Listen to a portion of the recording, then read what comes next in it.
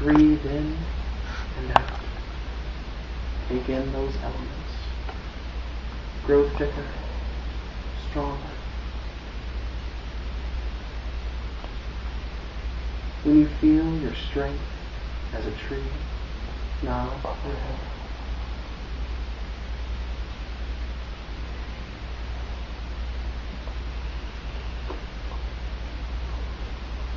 Take note of the tree that you are. What kind of tree? You're an oak, or a maple, perhaps a fir or a pine. Feel the tree that you are. And when you see and feel yourself as a tree, look around with your mind's eye, the trees in the circle that you are a part of. You may see your branches connected.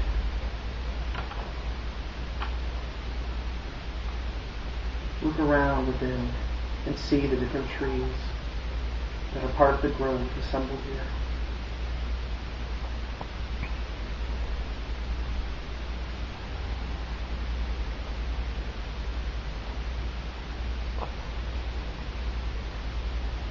Now, focus on a spot below your navel. Feel the energy of those elements come to your center. As you breathe in and out, take those elements of the tree, bring them into your center. Let them warm and energize you, sustain you, and quench you. We have taken this energy to your center, and when you are ready, open your eyes.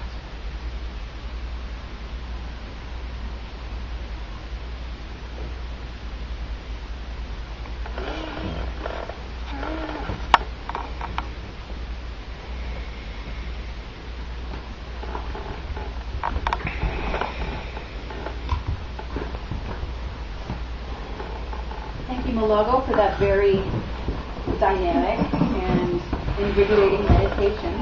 Very soothing voice. Well, folks, hello. For those of you who don't know me, my name is Anna, and I'd like to sort of pick up a little bit where Luella left off in talking about the goddess Brid, or Brige, or Brigid, or Bridget, or any of these variants of her Celtic name. And if you'll notice that we've assembled an elemental altar for your contemplative focus this evening, and we've got all four of the elements represented. So the incense and the athami in the east, fire in the south, water in the west, and the citrine crystal in the north. Now the water and the fire are clearly the focal points of this evening, and the goddess Bridget being the goddess of the smithcraft, the flame of inspiration, the flame of creativity and passion, and then her healing waters, her womb. It wells up from the earth itself. The name of this holiday, imbolc, which is spelled I-M-B-O-L-C, but the B is silent, literally means in the belly. And so we talked earlier this evening about the lactating ewes giving birth to their lambs this time of year, but also the holy wells are in the belly of the earth mother. And people instinctively know that this is the time of year when we approach these wells with reverence and delight, to renew our spirits and cleanse ourselves through what's been a dreary, dark, brutal winter, right? So we're in that transitional phase. We can almost feel spring coming. It's not quite here yet. So we need a little divine oomph to get us through the remaining weeks, and that's what part of the fun of this holiday is about. So what I'd like to draw to your attention is the fact that in the chalice, the water was specially selected by me a year ago. I had the great pleasure of being at Circle Sanctuary. Has anyone ever heard of that place in Wisconsin?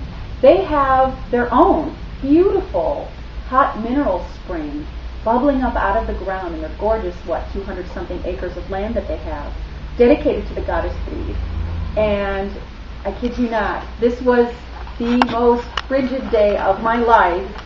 People thought I was crazy for venturing up there to go to their imbolc, because without the wind chill, it was 37 below zero that day. And I said, I'm going to make a day trip to Wisconsin in a crappy car. Why not? Oh, and I left my cell phone at home too, so it caused my family quite a bit of grief. But when I had heard, since the day had been so cold, the folks at Circle Sanctuary said, well, we're going to be in the barn, literally. So the ritual space was inside this very cheerful barn.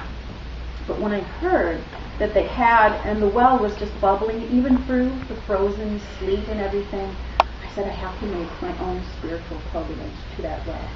And I did at midday. And I brought a glass bottle with me. And I brought my beautiful ELF camera, which broke. The cold broke my digital camera. I bought a replacement since, but that was quite disturbing to see. It's like, it's better to die. But I made it through the snow, and I collected my bottle's worth of water from Bridget's holy well. So what I would like to invite you to do when you feel so inspired, and we will talk more about inspiration in a bit, is to just come up and, cleanse yourself, connect with this really primal element that came from a sacred place, and use it to awaken whatever you feel inspired to do. What do you want to manifest in the coming year? That is my question to you. What creative pursuits are in the offing for you? So think about those things when you approach the well, when you approach the flame. And I would also invite you, Malago was very kind enough to try to replicate, and he did a pretty good job. The very complicated reed cross with a pipe cleaner cross, which is much more portable and less likely to break. So you're welcome to take one of those with you. And also, since purple is the color of inspiration, and Bridget is the goddess of poetry, smithcraft, and healing, please feel free to take one of these as well. And if you wish, you can use the Athami to inscribe your desire on your candle, and therefore imbue it with more magic that is personal to you. So, those of you who don't know me, don't know the fact that I am a heathen, and I follow the path of the Norse gods. And there's a lot of overlap between the Norse gods and the Celtic ones. So in thinking about the goddess Bridget, and in thinking about the rune work that I like to do at home, I came up with some interesting thematic parallels that I'd like to share with you today. So how many of you are familiar with the runic alphabet, or have heard about it, or use it for divination? Okay, that's really cool. The rune today that I think totally suits this holiday is called Kenaz, and it looks like a Pac-Man mouth, or the greater than, equal to, whatever. I wasn't good at math, you get the idea. Sign, a symbol. And the literal meaning of it is torch. Again, the connotation with Bridget's fieriness is rather astounding. But in the Old English rune poem, the poem for the Kenaz rune says, torch is to every living person known by its fire. It is clear and bright, and it burns when the noblemen rest inside the hall. So, unlike other forms of fire, when we look at the Kenaz rune, we're talking about that which human beings create and harness for their own self-development, for their own intuitive abilities in bringing forth their creative talents.